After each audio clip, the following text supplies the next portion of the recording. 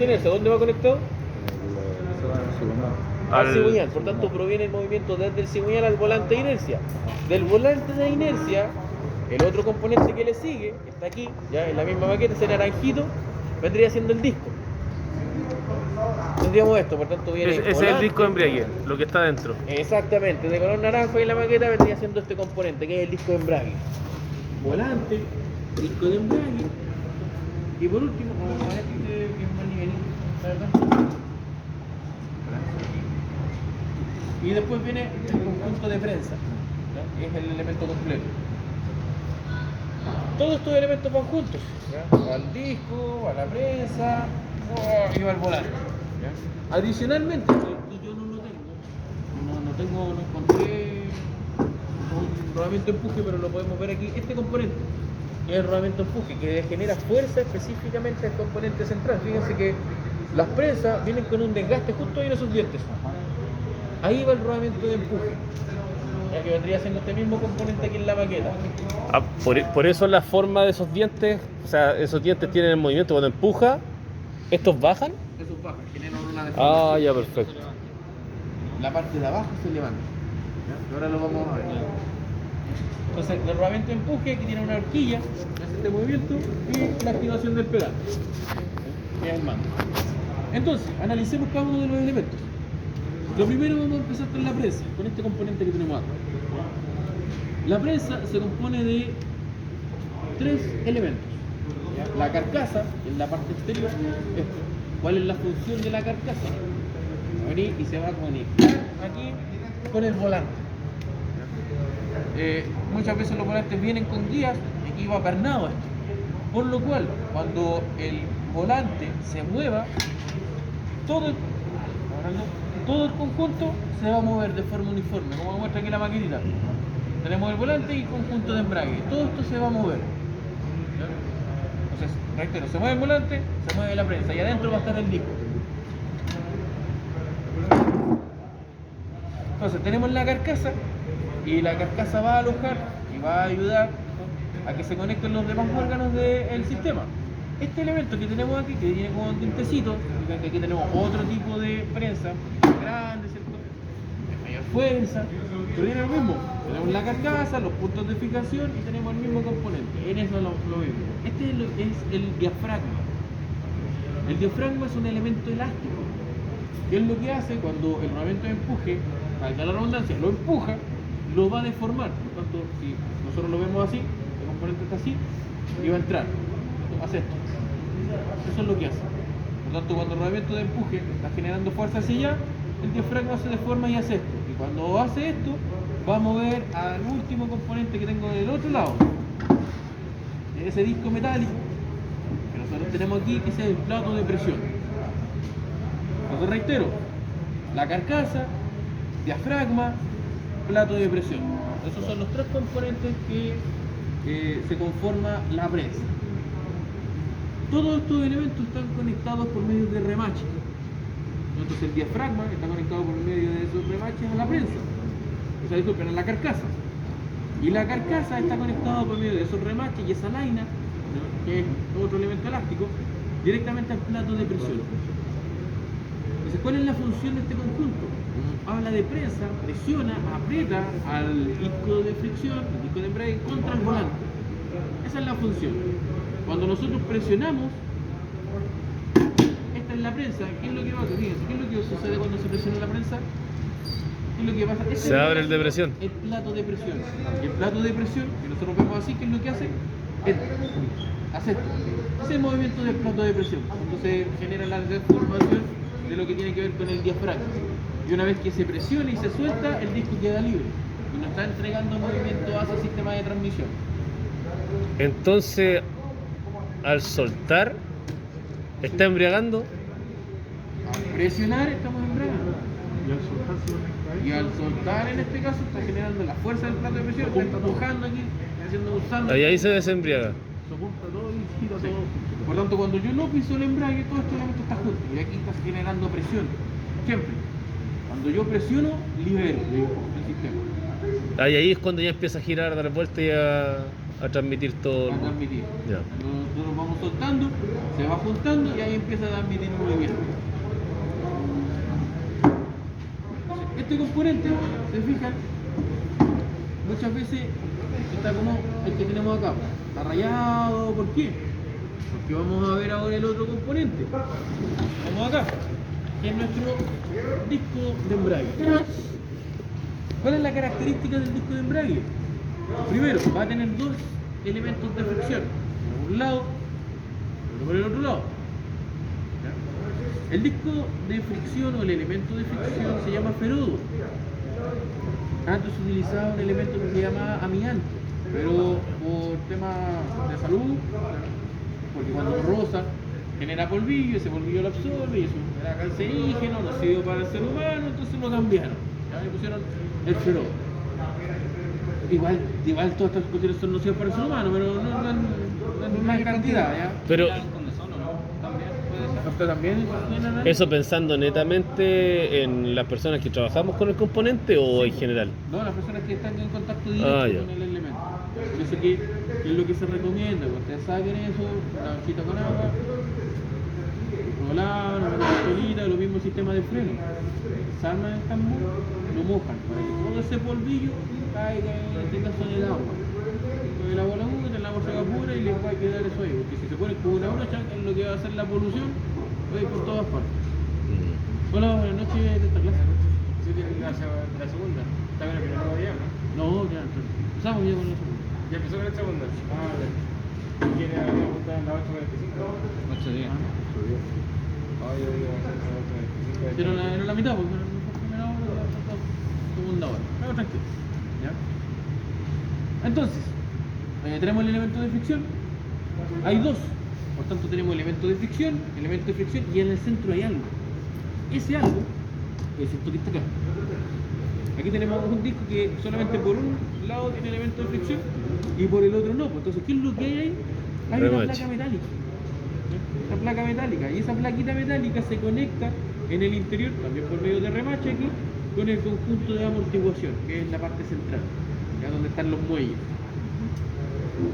Y el elemento que tenemos hilo, disculpen, tenemos estriado, ese se denomina cubo.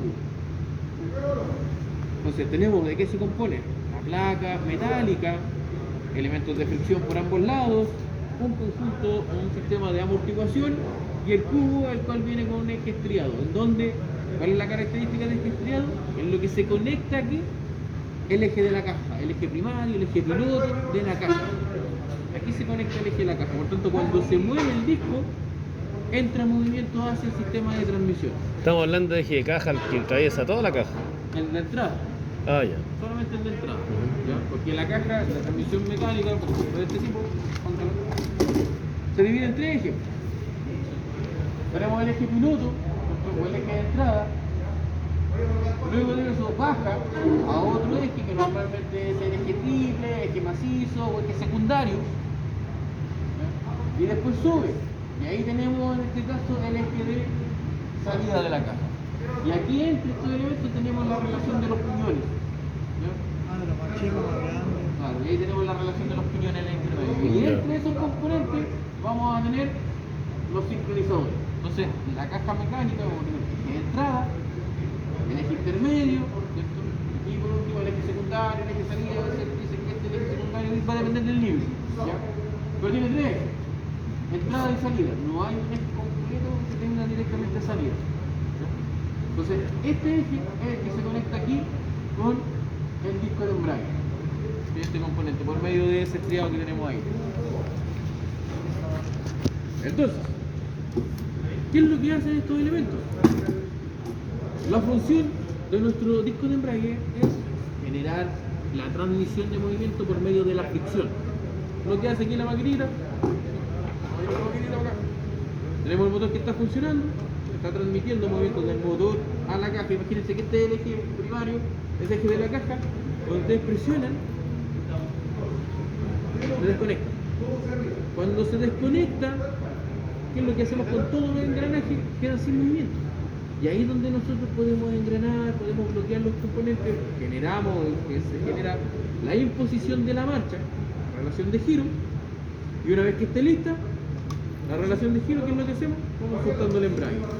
Y por fricción empieza a transmitir movimiento hasta que lo soltamos completo y ya está entregando todo el movimiento desde el motor hacia el sistema de transmisión. La opción del embrague es desconectar la caja de... Conecta y desconecta, acopla, desacopla, embrague. El movimiento del motor hacia el sistema de transmisión. Entonces, esa energía, por medio de esta fricción, entre el volante y el plato de presión. Pero la parte central, que vendría siendo el elemento de amortiguación, tiene una función específica. Como el nombre dice, que es amortiguar. ¿Y qué es lo que amortigua? Amortigua el parto del sol. Cuando se conecta. Cuando se conecta, tiende en este caso a girarlo. Tiene un elemento que va dando vueltas. Sí. Por tanto, si yo lo trato de tomar, ¿qué es lo que tiende a hacer el elemento? A llevar al componente, entonces esto lo gira. Y ese es parto del sol. Si esto fuese una placa, una lámina nomás, la revienta. ¿Qué es lo que hace? ¿Cuál es la función de esto? ¿Me alcanza el azulito? Muchas gracias.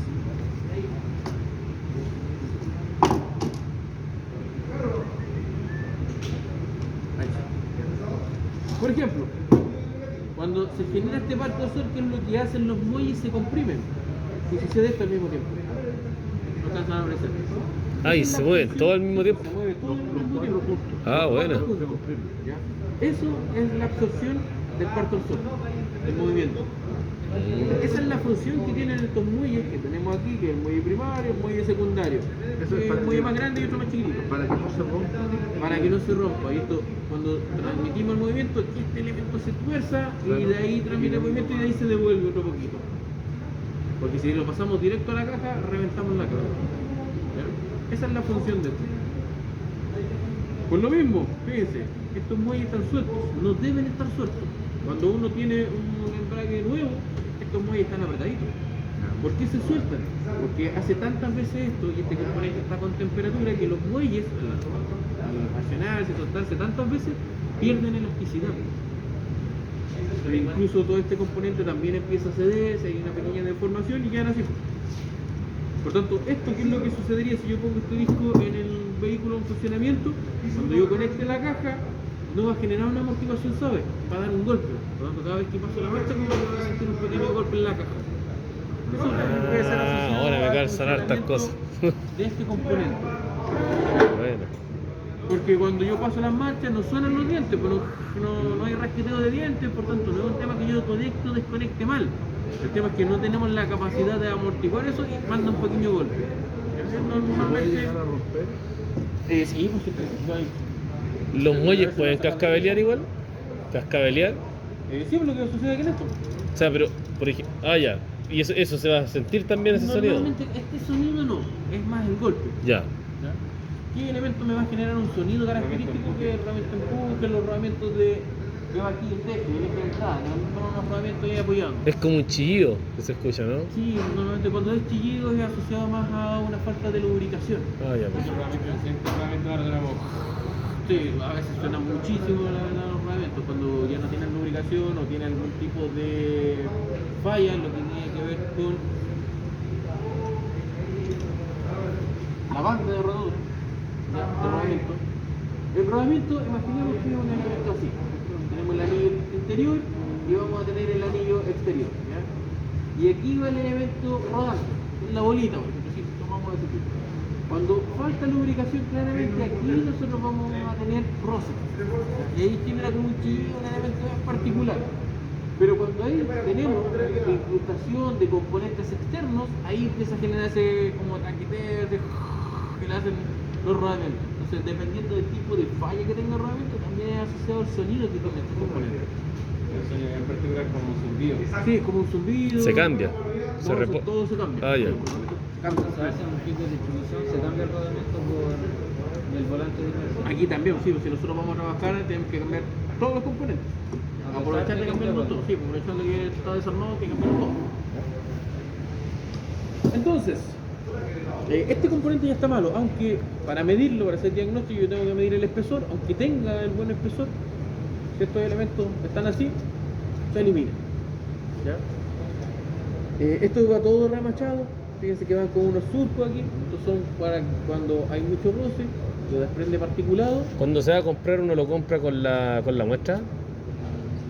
Por ejemplo, el kit del... O sea, si quiere comprarlo, que va a depender de dónde lo compre. Ah, ya. Hay lugares que uno viene y dice código BIN, está el modelo, tome, aquí están los repuestos. Y Vale. son los que corresponden. Hay otros lados que uno dice, tome, aquí está el código BIN, no, que tiene que cambiar la muestra. El volante de inercia más que nada se compra con la muestra por la cantidad de clientes. Claro, en este caso en el mercado, pero es raro que tengan que comprar uno de estos.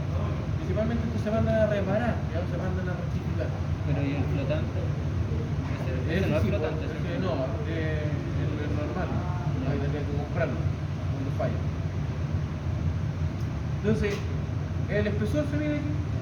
Estos elementos son para la limpieza, con efecto centrífugo, la suciedad, ¿cierto? El mismo material va saliendo el conjunto interior. Entonces ya este disco ya no estaría operativo. Cuando nosotros vamos a trabajar en esto, tenemos dos opciones principalmente. O compramos el kit en donde viene estos elementos, compramos un rodamiento de empuje, ¿ya? Con el kit viene una pieza para este empuje. Y con eso nuevo, mandamos a rectificar o a refrentar siempre el volante. El disco antiguo pues está tan desgastado que rayó el volante o generó ciertas irregularidades.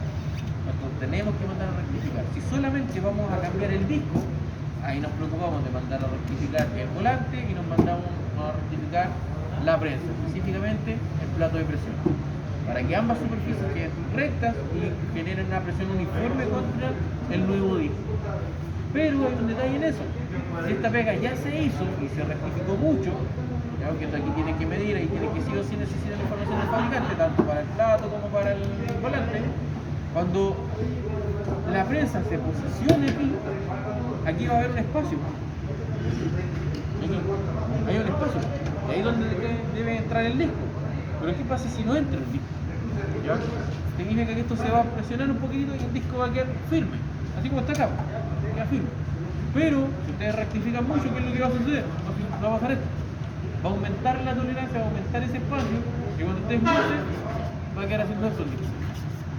Ahí es donde tienen que tener ojo cuando mandan a rectificar. Si este componente ya es antiguo, es preferible cambiarlo. Y si tenemos todo el conjunto desarmado, cambiamos prensa, cambiamos disco, cambiamos rodamiento aquí, que activa el eje de la caja, pasa por acá. Y en el volante se apoya el rodamiento.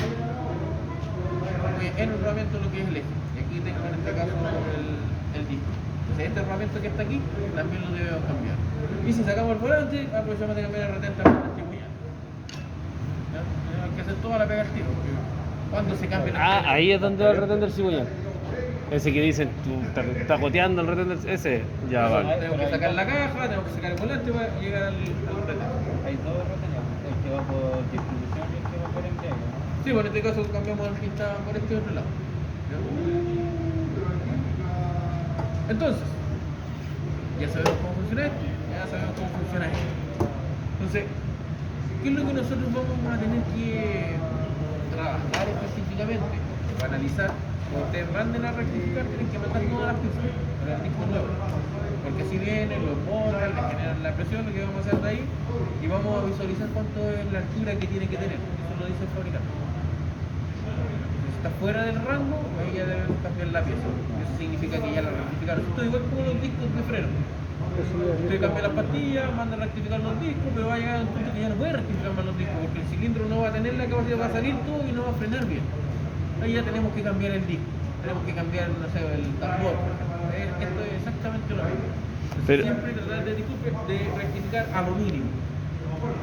Y eso, al apretar el embrague, se traduce aquí, queda más largo, más corto. ¿Cómo me identifico yo que está ese...? Queda más largo, más corto, están directamente relacionados con la activación del mando.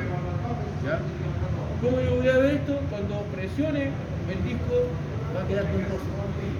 O cuando lo suelte, imaginemos que yo lo solté, el disco va a hacer. Por tanto, no va a transmitir así. Se va a escuchar igual. No se escucha, lo que sí se siente es la pérdida de movimiento. Ah, ya. O que se acelera mucho el motor y hay diferencias de RPM con la velocidad. Puede que exista esa diferencia entre lo que es el motor versus la salida de la caja. Porque son tipos de enchufe aquí, de mantenimiento. le dijo que el auto perdía potencia, no sabía qué era, de repente iba.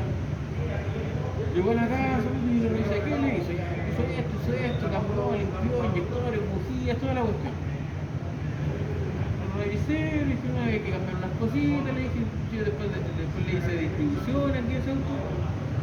Y claro, ya dije, mira, dale una vuelta, le dije.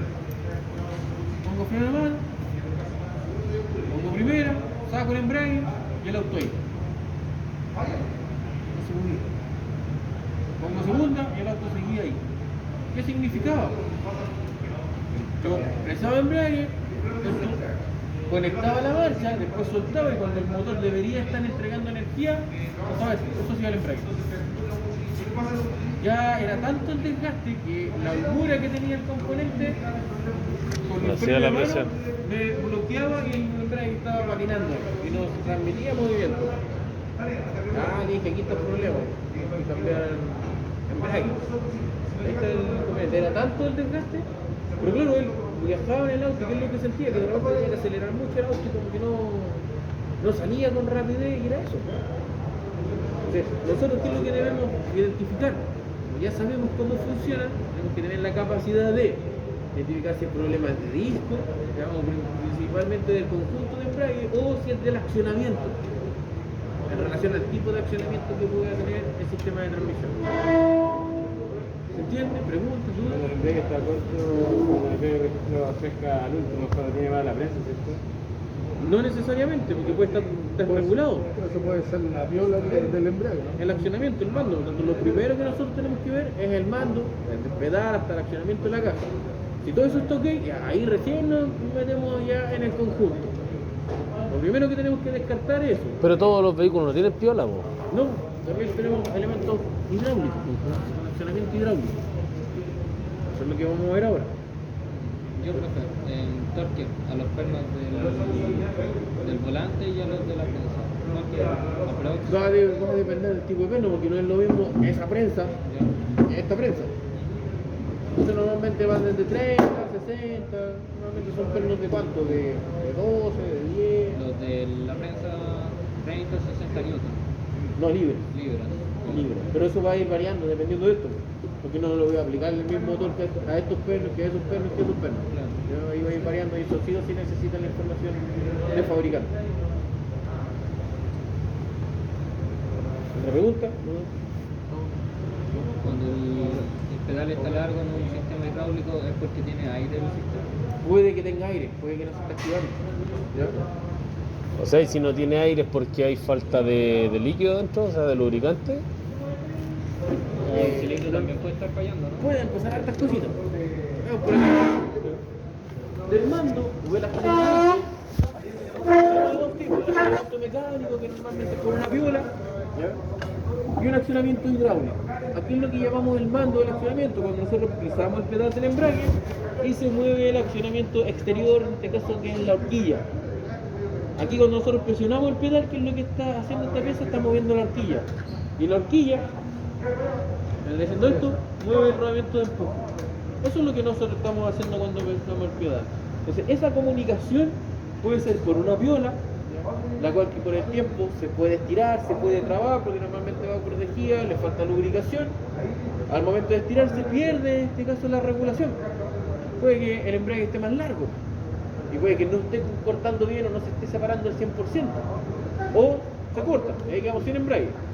Y este que es un mando hidráulico. ¿Qué significa? Nosotros pisamos acá y acá tenemos un cilindro hidráulico, una bomba, tenemos el depósito y esa presión de abajo por aquí y llega a este actuador, que es un pistoncito lineal. Entonces cuando presionamos, por efecto de Pascal, que lo vimos en clase, amplificamos la fuerza, ¿cierto? Y el cilindro sale. Mueve aquí al accionamiento y ¿qué es lo que hace la horquilla dentro con el rodamiento de empuje? Hace eso. Este es el movimiento que hace. Hacia adelante, hacia atrás. Sí, porque se ve que se mueve el. Sí, Ese es el aquí volante, en por realidad. por la falla de la caja, que aquí está más esta cuestión, no regularon bien la distancia. Y fíjense, se mueve todo el conjunto para allá. Pues, mira. Claro. Ah, pero eso no sucede en No, realidad. en el vehículo no debe suceder, porque Ah, aquí ya.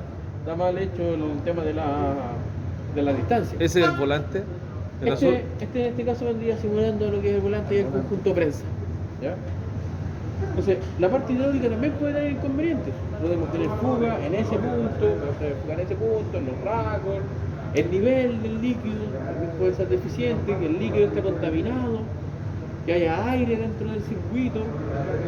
Fuelles normalmente se rompen con el tiempo porque están a la intemperie, por lo tanto después entra agua, entra tierra y empieza a generar que el vástago le cueste salir.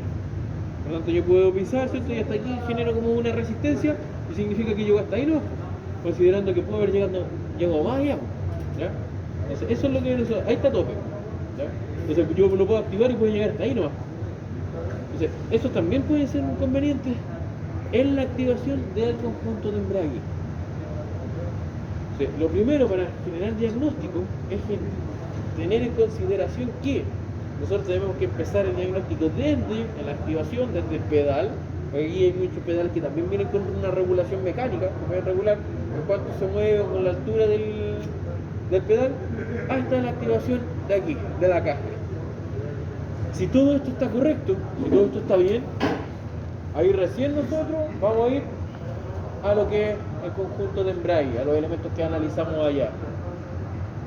Si fuera piola, por ejemplo, yo he visto que llevan como un ajuste y todo. Cuando llega al final de ese ajuste es cuando hay que cambiar la piola o... No, normalmente ya cuando tenemos a ver, aquí se debe de llevar un registro. Por tanto, si ya, yo soy el que siempre veo el auto, empezó a estirarse un poquito más la piola, ¿cierto? Ya generé la regulación, entonces un poquito más, después vuelve con lo mismo, ya significa que debemos cambiar la piola. Ah, ya, perfecto. Igual por manual dice cada cuánto tiempo debemos cambiarla, pero ese número no lo manejo. Sí, porque yo he visto porque por ejemplo, a mi suegro se le cortó la piola de un Suzuki tiempo atrás y estaba hasta la mitad esa regulación, pero lo he visto también en otros vehículos que está casi al final la regulación, entonces eso está mal, Sí, pues. tiene que siempre ir como a la mitad. O sea, tiene que ir en relación primero ¿De lo que es el tiempo hilo? que tengo que cambiarlo. Ah, ya. Y después a la activación. Porque hay embragues, la verdad que la activación es pesado. El hecho de que yo active esto, el diafragma. El diafragma puede ser mucho más resistente. A ver, la fuerza que tengo que hacer aquí no va a ser la misma fuerza que voy a hacer aquí. Entonces eso también va a ir variando. Ahí es donde voy generando la regulación en los que son más mecánicos. Pero uno tiene que guiarse por lo que dice el fabricante, por el cambio en este caso de la piola. Si usted ya lo ha visto el auto, ya hizo esa pega una vez, y si requiere hacerla otra vez, ya ahí debemos cambiar. Porque ya significa que la piola ya está estirándose y en algún momento se va a cortar. Entonces ahí tenemos un inconveniente en la parte mecánica en comparación también con la parte hidráulica. Ambos accionamientos van a generar problemas. ¿Ya? Entonces, este equipo, ¿qué es lo que muestra? El mando al conjunto de embrague y el mando de lo que es transmisión, ¿ya? Aquí en la caja. Cuando ustedes mueven aquí la palanca de cambio, que es lo que sucede dentro de la caja, se mueven por piola estos mandos. Y aquí adentro vienen dos ejes. Y esos ejes son los que me mueven el varillaje interior de la caja, donde se mueven la horquilla y los sincronizadores. Entonces, aquí está la descripción de la imagen de internet. Entonces, ¿cuál es la lógica? Cuando estamos en neutro, ¿qué es lo que pasaría? Lo mismo que acá. Estamos en neutro y el conjunto está girando completo. El eje de la caja de movimiento llega hasta aquí nomás. ¿Ya? No tenemos salida de movimiento en la caja. No tenemos torque. No hay velocidad hacia las ruedas. Entonces yo solamente en neutro podría hacer esto. Que freno uno, ¿cierto? Y después freno el otro. Porque no estoy entregando torque. Aquí se está moviendo por inercia nomás. Pero si esta caja estuviese apoyada en el suelo con la rueda así, no hay movimiento, no hay torque. Pero si yo paso una marcha, ahí ya no podría hacer eso. Estoy entregando el movimiento del motor a la caja y ahí sí tengo salida de torque y sí tengo salida de velocidad. Entonces, ¿cuál es la lógica? Nosotros presionamos, separamos, la caja deja de moverse de forma interior. ¿Ya? Fíjense que tengo el medio pisado, igual sigo transmitiendo. Y ahí yo utilizo el paso de marcha, ponemos primera. Se engrana, se bloquean los piñones en el interior, suelto, vuelvo a conectar el movimiento y fíjense qué es lo que pasa. Ahí sí, aquí sí, yo voy a tener fuerza. Y la verdad que aquí si yo trato de frenar no lo voy a poder frenar. ¿Ya? Porque me está entregando torque, me está entregando fuerza. Fíjense que me va a entregar una velocidad baja pero con un torque alto. Nuevamente lo mismo, en velocidades ascendentes, a marcha ascendente, pisamos, pasamos segunda. ¿Qué es lo que pasa con la velocidad? Va aumentando. Por ende, va aumentando la velocidad y el torque va disminuyendo. Tercera, mayor velocidad. Cuarta, en la relación 1 a 1, fíjense que las RPM de aquí sí son muy similares a las que tienen allá. Quinta, sobre marcha. Aquí tenemos más velocidad que torque. Y por último, vamos a tener reversa. Y reversa, ¿qué es lo que genera? Primero, el cambio de sentido de giro. Y fíjense que la RPM es muy similar a primera. Por lo tanto, estamos generando torque. Eso es lo que sucede dentro de lo que es el mando de la transmisión cuando ustedes pisan el pedal del embrague, se paran, me deja modificar los componentes aquí, nuevamente juntos, y ahí se genera la nueva relación de giro. Esa es la función que tiene el conjunto de embrague. Eso es lo que es. ¿Se dan cuenta? No es un elemento tan complejo. Lo que es complejo es el hecho de generar el diagnóstico. Y no que se le ocurra venir, ya hay que sacar la caja, sacan la caja, cambian todos los elementos, vuelven a montar y no era el problema. Y era de mando, o era de la caja, no era del embrague. Es ahí donde hay que tener cuidado, en cómo hacemos el diagnóstico y tener más o menos certeza de que sí, aquí está el problema. Normalmente, ¿qué es lo que nosotros nos encontramos? Cuando son problemas en el embrague, va a afectar a todas las marchas. ¿Ya? Si está pasando, se está patinando, hay pérdida de potencia, pero para todas las marchas. Pero si me dicen, no, profe, hay una marcha que se salta, pongo cuarta y se salta la marcha, o tengo problemas en reverso, tengo problemas en quinta, ya esto es más asociado a lo que es el mando de la caja, directamente a lo que es el varillaje, o directamente a lo que es la caja de forma interior. Ahí no tiene que ver el embrague, porque si fuese embrague pasaría ese mismo problema, se le haría en la marcha en todas las imposiciones. Y ese es como el primer elemento donde yo lo tengo que separar. Cuando falla el embrague, es un elemento para todas las marchas. Todas las marchas suenan, de repente suena la primera, de repente suena la otra. Pero cuando es una marcha de forma específica, y ahí nos vamos o a la caja o al mando, al movimiento de los seguros de la palanca. Veo dos sensores. ¿Qué función cumplen? Va a depender del tipo de caja, puede ser 2, 3, todas tienen sensores de temperatura. Por ejemplo, este es de 2 pines. Lo más probable que